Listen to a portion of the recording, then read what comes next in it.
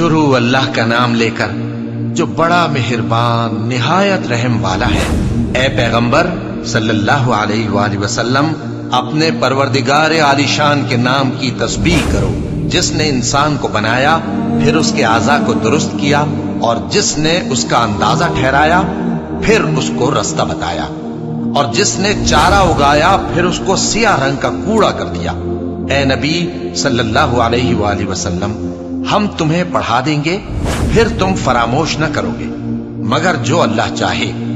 وہ کھلی بات کو بھی جانتا ہے اور چھپی کو بھی، اور ہم تم کو آسان طریقے کی توفیق دیں گے، سو جہاں تک نصیحت کے نافع ہونے کی امید ہو نصیحت کرتے رہو۔ جو خوف رکھتا ہے وہ تو نصیحت حاصل کرے گا، اور بے خوف بدبخت اس سے کترائے گا۔ جو بڑی تیز آگ میں داخل ہوگا، پھر وہاں نہ مرے گا اور نہ جیے گا۔ بے شک وہ مراد کو پہنچ گیا جو پاک ہوا، اور اپنے پروردگار کا نام لیتا رہا اور نماز پڑھتا رہا۔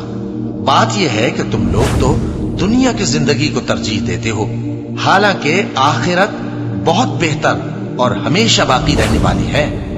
یہی بات پہلے صحیفوں میں بھی درج ہے، یعنی ابراہیم اور موسیٰ کے صحیفوں میں۔